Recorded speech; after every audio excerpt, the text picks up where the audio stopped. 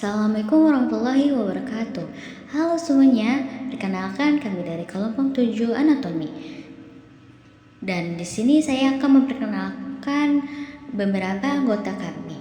Yang pertama yaitu terdiri dari saya sendiri, Kesha Salsabila Rahma, Luna Syafa Azilanima, Sanda Sela Novita Andi, Oktaviani Fitri Dadi, dan terakhir Mas Linus semua. Dan di sini kami akan menjelaskan bagaimana gerakan yang melibatkan beberapa sendi dalam gerakan sehari-hari. Gerakan adalah esensi dari kehidupan. Setiap aktivitas yang kita lakukan, mulai dari bangun tidur hingga kembali beristirahat, melibatkan serangkaian gerakan kompleks yang kemungkinan kita berinteraksi dengan dunia sekitar. Gerakan-gerakan ini tidak hanya sekedar berpindah posisi, tetapi juga cerminan dari koordinasi yang luar biasa antara sistem saraf, otot, dan rangka tubuh kita. Dalam kehidupan sehari-hari, kita seringkali tidak menyadari betapa pentingnya ketika gerak yang kita lakukan, mulai dari gerak sederhana seperti mengangkat cangkir kopi, berjalan menuju tempat kerja, hingga aktivitas yang lebih kompleks seperti berolahraga atau menari. Semuanya melibatkan peragaan gerak tubuh yang terencana dan terkoordinasi. Selanjutnya, gerakan merupakan salah satu ciri utama makhluk hidup dan bagi manusia. Gerakan adalah fondasi dari berbagai aktivitas sehari-hari, mulai dari tugas-tugas sederhana seperti berjalan, meraih benda, hingga aktivitas kompleks seperti berolahraga atau bekerja. Semua melibatkan serangkaian gerakan yang terkoordinasi dengan baik. Kemampuan tubuh untuk bergerak secara efisiensi dan efektif sangat penting untuk menjaga kualitas hidup, kemandirian, dan produktivitas.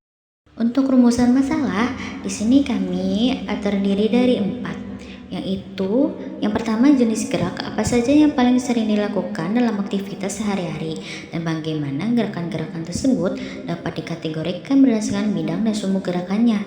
Yang kedua, sendi mana saja yang paling sering terlibat dalam peragaan gerak tubuh sehari-hari dan jenis peragaan sendi apa yang dominan terjadi pada setiap sendi tersebut, atau fleksi, atau ekstensi, atau abduksi, atau rotasi maupun sirkumduksi. Yang ketiga, bagaimana hubungan antar jenis gerakan yang dilakukan dengan pergerakan sendi yang terlibat?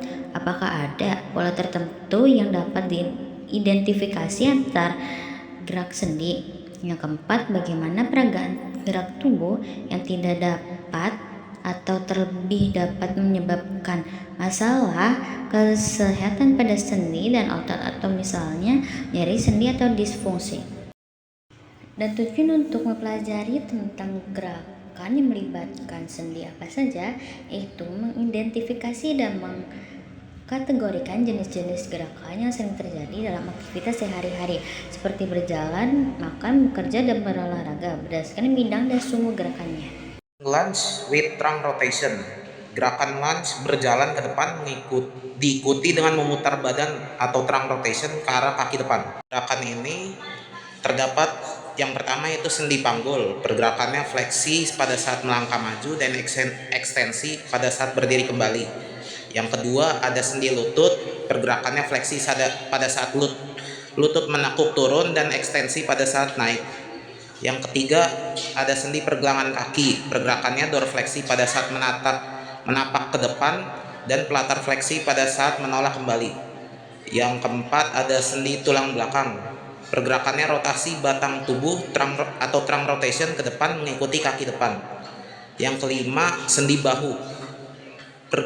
Pergerakannya tidak utama tetapi bahu membantu menstabilkan posisi ketika tangan berada di depan.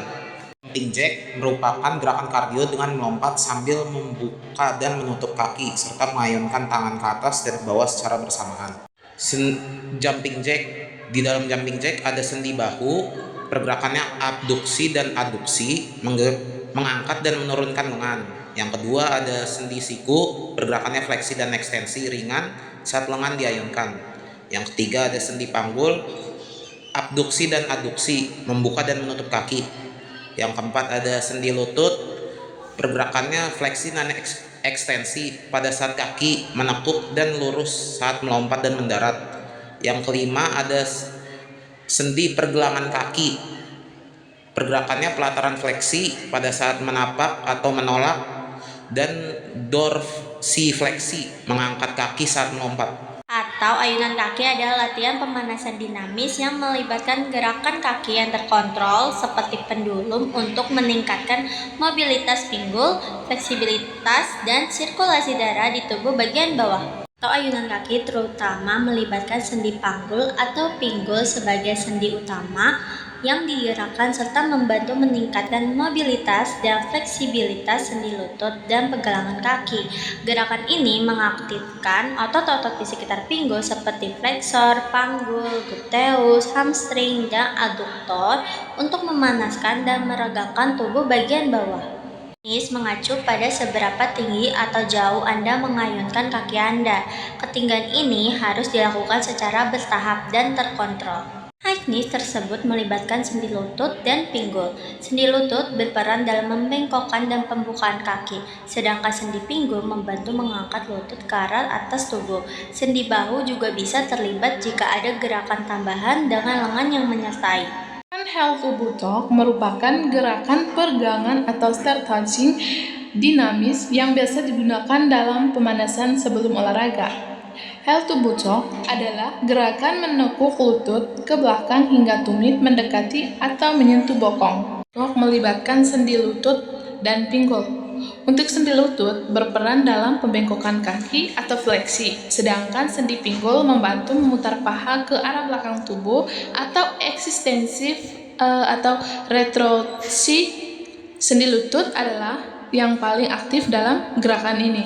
Arm swings merupakan gerakan pemanasan dinamis di mana kedua lengan diayunkan ke depan dan ke belakang atau ke samping secara berirama. Swings melibatkan sendi bahu dan siku.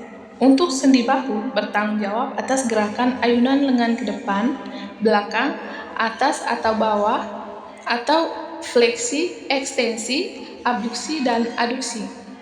Sendi siku bisa terlibat jika lengan dibengkokkan saat mengayun, membantu mengatur sudut dan kecepatan ayunan.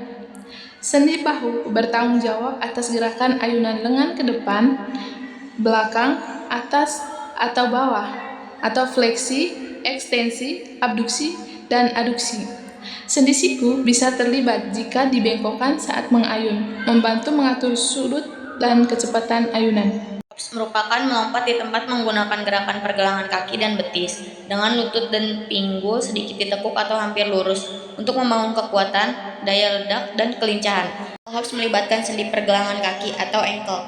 Untuk sendi pergelangan kaki bertanggung jawab atas gerakan dorong ke atas atau plantar fleksi yang menghasilkan kekuatan lompatan serta pembukaan ke atas atau dorsifleksi saat kaki mendarat. Sendi lutut dan pinggul juga bisa sedikit terlibat untuk menjaga keseimbangan, tapi peran utamanya ada di pergelangan kaki. Squat merupakan gerakan latihan kekuatan fundamental yang meniru gerakan jongkok alami, melibatkan penurunan pinggul dari posisi berdiri lalu kembali berdiri, melatih otot kaki, paha, bokong, dan inti tubuh serta bisa dilakukan dengan berat badan atau beban tambahan, dan sangat penting untuk kekuatan fungsional sehari-hari maupun olahraga. Squat melibatkan sendi pinggul, lutut, dan pergelangan kaki atau ankle. Untuk sendi pinggul melakukan fleksi atau membungkuk ke depan. Sendi lutut juga melakukan fleksi atau menekuk kaki. Dan sendi pergelangan kaki melakukan plantar fleksi atau menekan tumit ke bawah saat turun, serta berbalik saat naik kembali. Semua tiga sendi bekerja sama untuk menghasilkan gerakan yang stabil dan terkoordinasi.